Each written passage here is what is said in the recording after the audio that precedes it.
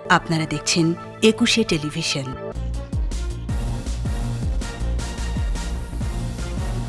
ধর্মের নামে অধর্ম চর্চা জনগণ মেনে নিবে না, সংসদে প্রধানমন্ত্রী। সবাইকে স্বাস্থ্যবিধি মেনে চলার আহ্বান। রিসোর্টে নিয়ে যাওয়া নারী মামুনুলের স্ত্রী নয়, জানালেন স্বরাষ্ট্রমন্ত্রী। হেফাজত নেতৃত্ব ভণ্ড, বললেন তথ্যমন্ত্রী। সংক্রমণের 1 বছর 28 দিনের মাথায় 24 ঘন্টায় শনাক্ত ছাড়ালো 7,000, অপ্রয়োজনে বাইরে নয়।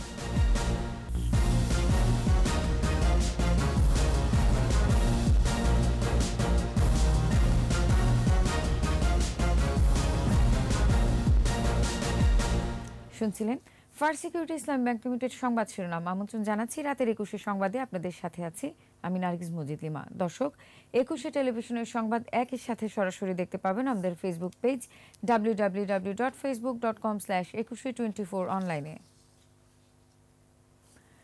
ধর্মের নামে অধর্ম চর্চা জনগণ মেনে নেবে না বলে মন্তব্য করেছেন প্রধানমন্ত্রী শেখ হাসিনা।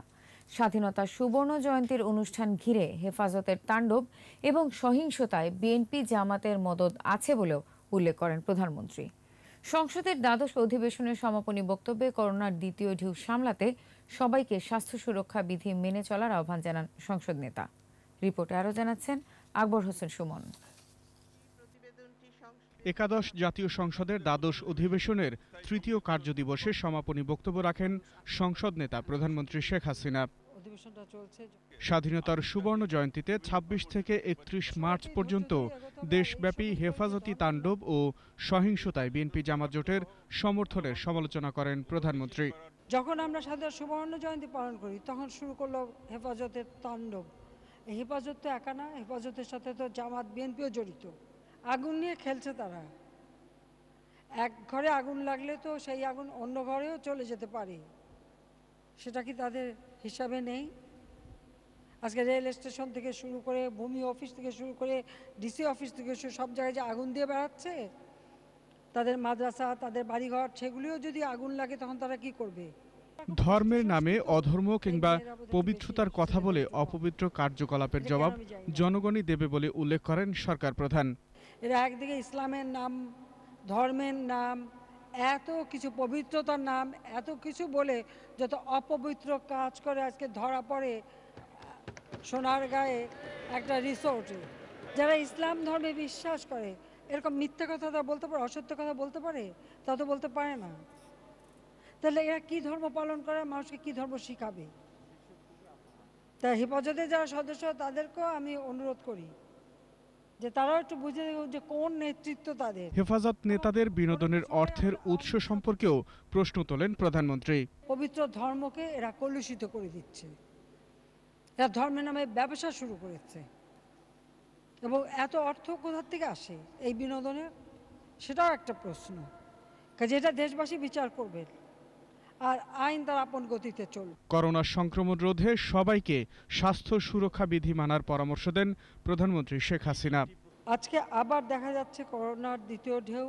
আমি মনে করি এই দ্বিতীয় ঢেউ সামলাতে সবাইকে এগিয়ে আসতে হবে। কতগুলি নির্দেশনা এই করোনার দ্বিতীয় ঢেউ যাতে আমরা সুরক্ষা দিতে পারি মানুষের, তার জন্য সেই ব্যবস্থা করে আমি কিছুক্ষণ আগেই ফাইল সই করে দিয়ে এসেছি, যেটা প্রজ্ঞাপন জারি করব। জীবন ও জীবিকা রক্ষায় সরকারের এমন নির্দেশনা জরুরি বলে উল্লেখ করেন প্রধানমন্ত্রী। আকবর হোসেন সুমন, 21 টেলিভিশন, ঢাকা। হেফাজত নেতা মামুনুলের রিসোর্ট কাণ্ডে কথিত স্ত্রী জান্নাত আরা যে তার স্ত্রী নয় তা উঠে এসেছে ফাঁস হওয়া কয়েকটি ফোনালাপে। রিসোর্ট কাণ্ড নিয়ে কেউ যদি কিছু জিজ্ঞাসা করে তাহলে কি বলতে হবে মামুনুলের স্ত্রীকে তা শিখিয়ে দেন তার বোন। আরেকটি ফোনালাপে মামুনুল তার কথিত স্ত্রীর কাছে টাকার ব্যাগ ঠিকঠাক আছে কিনা তার খোঁজ খবর করেন। তবে যে কাজে যাওয়া সে কাজটি না হয় আফসোস করেন হেফাজত নেতার কথিত স্ত্রী। বিস্তারিত জানাচ্ছেন জসিম জুয়েল। কথিত দ্বিতীয় স্ত্রী জান্নাত আরা ঝর্ণাকে নিয়ে সোনারগাঁওয়ের রয়্যাল রিসোর্টে প্রবেশের পর শনিবার বিকেলে স্থানীয়দের হাতে আটক হন হেফাজত নেতা মামুনুল হক। স্থানীয়দের জিজ্ঞাসাবাদে মামুনুল জানান তার দ্বিতীয় স্ত্রীর নাম আমিনা তৈয়বা। ওয়াইফের নাম কি? আমিনা তৈয়বা। ওনাদের বাড়ি কোথায়? আপনার কাছে এত প্রশ্ন জবাব দেব না। তবে ঝর্ণার বক্তব্যে জানা যায় মিথ্যা তথ্য দিয়েছে মামুনুল। আপনার নাম যেন কি বললেন? জান্নাত আরা ঝর্ণা। একটু জোরে। আপনার বাবার নাম? ওলিয়া রহমান। বাড়ি কোথায়? ফরিদপুর। সন্ধ্যা গড়িয়ে রাত নামে, পরে থানা পুলিশ, সাংবাদিক ও স্থানীয় লোকজনের উপস্থিতিতে হেফাজত নেতাকর্মীরা রিসোর্ট ভাঙচুর করে মামুনুলকে ছিনিয়ে নিয়ে যায়। কথিত দ্বিতীয় স্ত্রীকে একা ফেলেই চলে যান মামুনুল। ঢাকা চট্টগ্রাম মহাসড়কে যাওয়ার পর মামুনুল জান্নাত আরাকে ফোন করেন। ফাঁস হওয়া সেই ফোন আলাপে অনেক কিছুই খোলাসা হয়। এই কাপ্তেনি হুজুরের পাশে গাড়িতে আসছে, মনে হয় আধা ঘন্টা মতো লাগছে। এই উচিটা কোন রোডে? আচ্ছা, আমার ব্যাগ তো তোমার কাছে। টাকা সরাই রাখছি আর ব্যাগ আমার কাছে আছে, ব্যাগের জায়গায় আছে। আচ্ছা, আমার গাড়ির চাবি কোথায় বুঝতে পারো? গাড়ির চাবি কি আপনি ব্যাগের মধ্যে খুনক করে রাখছিলেন? না, আমার মনে হয় যে ড্রাইভারে যা ছিল ওগুলো তো হারাই গেছে না? হ্যাঁ, ওটা তো নিশ্চিত হারাই গেছে। তুমি আসলে কিভাবে? ওই আর কি, নতুন জীবন পাইলাম। আমার মায়েরা গাড়িটা বাসায় দেবে, তারপরে যা হোক কোনোভাবে 7 জনে আমারে নিচে ফেলায়, তারপরে ওরা হচ্ছে আমাকে কিভাবে আমি জানি না, খাইনি হাসড়াইয়া গাড়িতে উঠাইছে। তোমার কি প্রশ্ন করতে, কি তথ্য দিতে তুমি? ওই ঘুরে ফিরে একটা প্রশ্নই করতেছে, কবে বিয়ে করছেন? আমি ফেব্রুয়ারি বলছি, 2 বছর বলছি। আর ওই বাপ মা ভাই বোনের নাম, মায়ের নাম্বার চাইছে। মায়ের একটা বন্ধ নাম্বার আমি দিচ্ছিলাম, মাকে খুঁজে পাইনি। ঠিক আছে, যাই হোক আপনি সাবধানে থাকেন। ভাবলাম একটা হয়ে গেল, আরেকটা যাই হোক। এদিকে মামুনুলের বোনের সাথে তার দ্বিতীয় স্ত্রীর আরেকটি ফোনালাপ ফাঁস হয়েছে। কেউ ফোন করলে কি বলতে হবে তা শিখিয়ে পড়িয়ে দেন মামুনুলের বোন। শুনো, তুমি পেরেশানি করো না, তুমি কোনো অস্থির হইও না, আমরা তো আছি, তোমার তো কোনো অসুবিধা না। যাও, কোনো ঝামেলা হইলে তোমার যদি কেউ ফোন দেয় বা কিছু কেউ জিজ্ঞাসা করে, তুমি বলবা যে হ্যাঁ আমি অনুমতি দিছি, আমার শাশুড়ি থাকতে করাই গেছে, আমরা তোমার সাথে আসি, পরে কি করতে হয় না করতে সেটা আমরা দেখবো, কিন্তু তুমি শক্ত থাকবো। সত্যি না, না সত্যি তো আর না, মানুষ তো চেষ্টা করবো ফেলানোর জন্য। কি আমার কথা তুমি বুঝছো? হ্যাঁ, তোকে আমাদেরকে প্রশ্ন করা শুরু করছে, অতএব তোমারও প্রশ্ন করবে যে মামুনুল হকের বউ কি জানে আমাদের জিজ্ঞাসা করতেছে। তো আমরা বলছি যে ভাবিও জানে, মানে আমরা পরিবার জানি, আমরা পরিবারটা জানি না, এটা বলা যাবে না, ঠিক আছে? আচ্ছা ঠিক আছে, বলবো তো। আপনি তো ফোনে করেছেন রেকর্ডের কত কিছু সময়, রেকর্ড করে কোনো অসুবিধা নাই, কিন্তু যে তুমি শক্ত থাকবো, এটাই হলো কথা। ঠিক আছে তাহলে, আচ্ছা। রিসোর্ট কাণ্ডের পর মামুনুল ও তার পরিবারের সদস্যদের ফাঁস হওয়া আরও কিছু ফোনালাপ সামাজিক যোগাযোগ মাধ্যমে ঘুরে বেড়াচ্ছে। সেসব ফোনালাপে রাষ্ট্রবিরোধী তৎপরতার পাশাপাশি একাধিক নারীর সঙ্গে মামুনুলের সম্পর্ক থাকার বিষয়টি স্পষ্ট হয়েছে। জসিম জুয়েল, 21 টেলিভিশন, ঢাকা। এদিকে কথিত দ্বিতীয় স্ত্রী জান্নাত আরা ঝর্ণাকে নিয়ে তার আসল স্বামী শহীদুলকে আত্মগোপনে যাওয়ার পরামর্শ দিলেন মামুনুল। ফাঁস হওয়া নতুন ফোন আলাপে তিনি এসব কথা বলেন।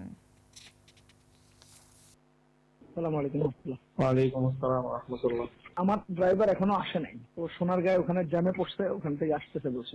আপনার ওখানে দিয়ে গেছে? হ্যাঁ, পুলিশরা তো জানে, পুলিশ আবার বিভিন্ন জায়গায় মারমুখী অবস্থানে, কাজে এটা নিয়ে আবার কোন সিন ক্রিয়েট তারা করতে পারে।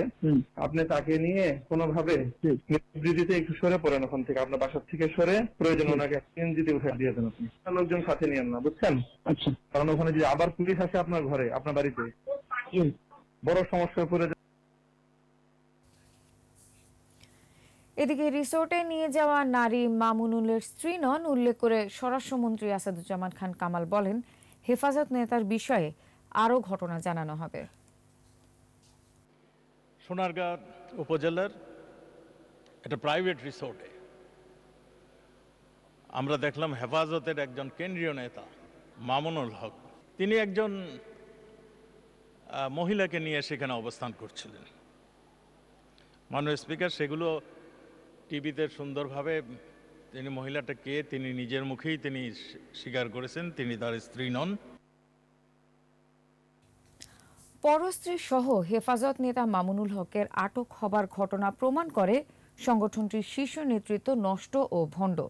এসব বলেছেন তথ্য ও সম্প্রচার মন্ত্রী ডক্টর হাসান মাহমুদ। সচিবালয়ের সাংবাদিকদের মুখোমুখি হয়ে তিনি মাদ্রাসার ছাত্র ও নেতাকর্মীদের এ ধরনের নেতৃত্বকে বর্জন করারও আহ্বান জানান। বলেন, সারা দেশ যখন করোনা মহামারীর মধ্য দিয়ে যাচ্ছে, তখন একদিকে বিশৃঙ্খলা সৃষ্টি করে জানমালের ক্ষতি সাধন করে রিসোর্টে অবকাশ যাপনের নামে নোংরামিতে লিপ্ত তারা। ইসলামকে হেফাজত নিজের স্বার্থে ব্যবহার করছে এবং প্রকৃতপক্ষে শান্তির ধর্মে কলঙ্ক লেপন করছে বলেও মত তথ্য ও সম্প্রচার মন্ত্রীর। ইসলাম এগুলো কখনো অনুমোদন করে না। তিনি আরও বলছেন যে তিনি ওই নারীকে নিয়ে একটু রিল্যাক্স করতে গেছেন। এই সময় করোনার মধ্যে সবাই যেখানে ঘরবন্দি কিভাবে নিজেকে সুরক্ষা করবে সেখানে একটি বিলাসবহুল রিসোর্টে গেছেন যে রিল্যাক্স করার জন্য। করোনায় একদিনে শনাক্ত ছাড়ালো রেকর্ড ৭,০০০। সংক্রমণ শুরুর পর এই সংখ্যাটি সর্বোচ্চ। এ পর্যন্ত মোট শনাক্ত ৬,৩৭,৩৬৪। এদিন মারা গেছেন ৫৩ জন। এদের মধ্যে ৫২ জনের মৃত্যু হয়েছে হাসপাতালে। পরীক্ষার বিপরীতে দৈনিক সংক্রমণ হার বেড়ে হয়েছে ২৩.০৭%। স্মৃতি মণ্ডলের রিপোর্ট। দ্রুত ছড়াচ্ছে সংক্রমণ। গত বছর সংক্রমণ শুরুর পর এত দ্রুত কখনোই ছড়ায়নি। দিনে দিনে ভয়াবহ হয়ে উঠছে পরিস্থিতি। পরীক্ষা কেন্দ্রগুলোতে যেমন ভিড় বাড়ছে, তেমনি হাসপাতালেও রোগীর সংখ্যা বাড়ছে। স্বাস্থ্য অধিদপ্তরের তথ্য বলছে, গত ২৪ ঘন্টায় ২২৭টি ল্যাবে ৩০,৭২৪ জনের নমুনা পরীক্ষায় এ যাবৎকালে সর্বোচ্চ শনাক্ত ৭,০৮৭। শনাক্তের সংখ্যা বেড়ে হয়েছে ৬,৩৭,৩৬৪। একদিনে হাসপাতালে মারা গেছেন ৫২ জন ও বাসায় ১ জন। মোট মৃত্যু ৯,২৬৬। সুস্থ হয়েছে ২,৭০৭ জন।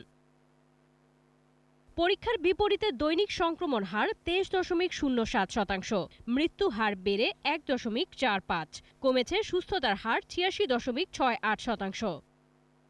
জনসংখ্যার ভিত্তিতে প্রতি ১০ লাখে শনাক্ত ও মৃত্যু সংখ্যা বাড়ছে। শনাক্ত ৩,৭৪২, সুস্থ ৩,২২৪ এবং মৃত্যু ৫৪। একদিনে ঢাকা বিভাগে মারা গেছে ৩৭ জন ও চট্টগ্রাম বিভাগে ৯ জন। ৬০ ঊর্ধ্ব ৩৪ জন ও ৫১ থেকে ৬০ বছরের মধ্যে মৃত্যু ১১ জনের। পুরুষদের মধ্যে মৃত্যু হার ৭৫.২২% ও নারী ২৪.৭৮%। ২৪ ঘন্টায় নতুন ১,৭০৫ জন সহ কোয়ারেন্টাইনে আছে ৪০,০০০-এর বেশি। আইসোলেশনে ১২,৮৭০ জন। দেশে এ পর্যন্ত করোনা পরীক্ষা হয়েছে ৪৭,৮৩,৩৮৫। স্মৃতি মণ্ডল, একুশে টেলিভিশন, ঢাকা।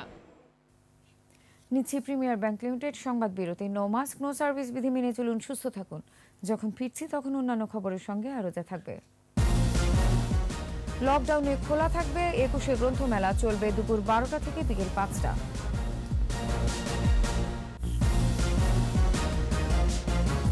আবারও আমন্ত্রণ রাতের একুশে সংবাদে। লকডাউনের খবরে ভিড় বেড়েছে রাজধানীর বাজারে। পাল্লা দিয়ে বেড়েছে সব ধরনের পণ্যের দাম। পণ্য সরবরাহে কমতি না থাকলেও লকডাউনের সুযোগ নিচ্ছেন অসাধু ব্যবসায়ীরা, এমন অভিযোগ সাধারণ মানুষের।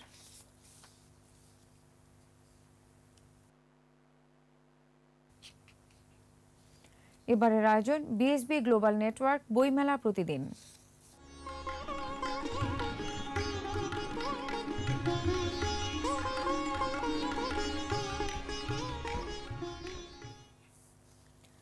লকডাউনেও খোলা থাকবে অমর একুশে গ্রন্থমেলা, চলবে দুপুর 12টা থেকে বিকেল 5টা পর্যন্ত।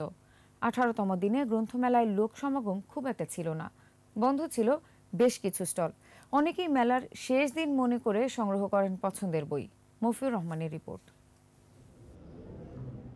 লকডাউনের আগের দিন অমর একুশে গ্রন্থমেলায় খুব একটা ভিড় ছিল না, খোলেনি সব স্টল। মেলার শেষ দিন মনে করে অনেকেই বিভিন্ন স্টল ও প্যাভিলিয়নের সামনে ভিড় করেন পছন্দের বই সংগ্রহ করতে। অনেক লেখকই বলছেন স্বাস্থ্যবিধি মেনে লকডাউনেও মেলা খোলা রাখা যেতে পারে।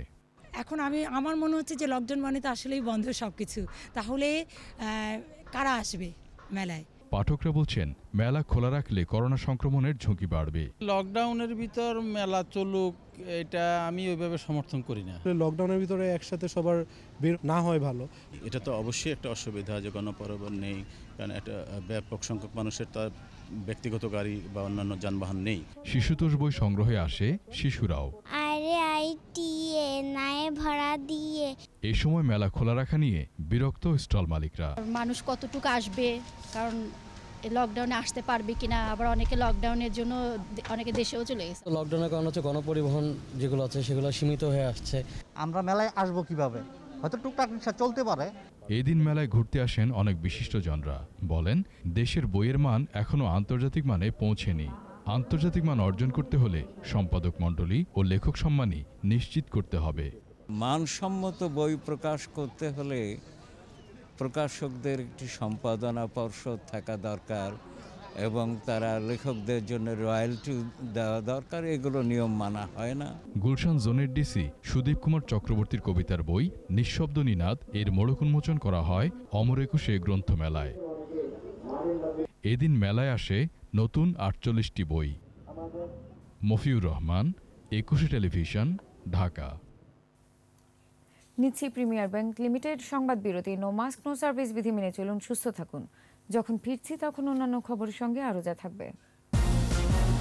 ভারতের ছত্তিশগড়ে মাওবাদীদের হামলা, অন্তত ২২ সেনা সদস্য নিহত।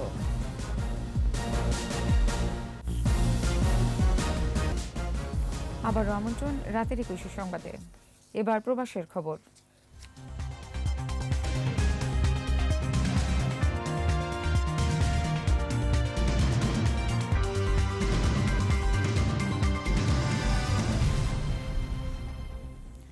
স্বাধীনতার সুবর্ণ জয়ন্তী উদযাপনের সময় দেশে বিএনপি জামায়াতের সম্পৃক্ততায় হেফাজতের ধ্বংসাত্মক কর্মকাণ্ডের প্রতিবাদে সভা করেছে বাহরাইনের প্রবাসী আওয়ামী যুবলীগের নেতাকর্মীরা।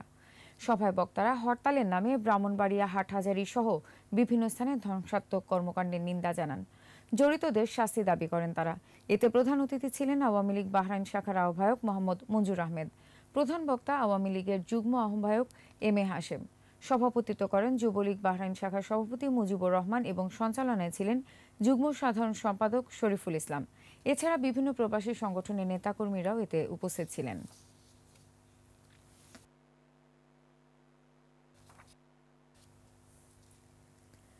স্বাধীনতার সুবর্ণ জয়ন্তী উপলক্ষে গুণীজনদের সংবর্ধনা দিয়েছে সৌদি আরবের প্রবাসী বাঙালিরা। জেদ্দায় প্রবাসের কণ্ঠ সংগঠন এর আয়োজন করে। অনুষ্ঠানে বীর মুক্তিযোদ্ধা, ব্যবসায়ী, বিভিন্ন সামাজিক সংগঠন এবং অনলাইনে অবদান রাখায় বিভিন্ন গ্রুপ অ্যাডমিনদের সম্মাননা দেওয়া হয়। ভিডিও কনফারেন্সে বক্তব্য দেন প্রধান অতিথি বঙ্গবন্ধু পরিষদ জেদ্দার সভাপতি ইসমাইল হোসেন, ফ্রেন্ডস অব বাংলাদেশের সভাপতি ওয়াজিউল্লাহ এবং বঙ্গবন্ধু পরিষদ সাধারণ সম্পাদক আতাউর রহমান ভূঁইয়া। অনুষ্ঠানটি সভাপতিত্ব করেন বিশিষ্ট টিকটকার সোহেল আসিফ এবং সঞ্চালনা করেন ইসমাইল মাহমুদ।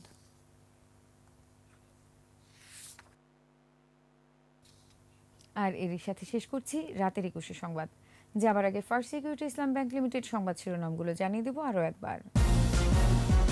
ধর্মের নামে অধর্ম চর্চা জনগণ মেনে নিবে না, সংসদে প্রধানমন্ত্রী। সবাইকে স্বাস্থ্যবিধি মেনে চলার আহ্বান।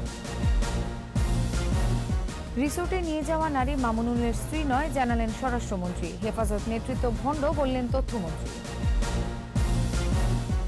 সংক্রমণের ১ বছর ২৮ দিনের মাথায় ২৪ ঘন্টায় শনাক্ত ছাড়ালো ৭,০০০, অপ্রয়োজনে বাইরে নয়।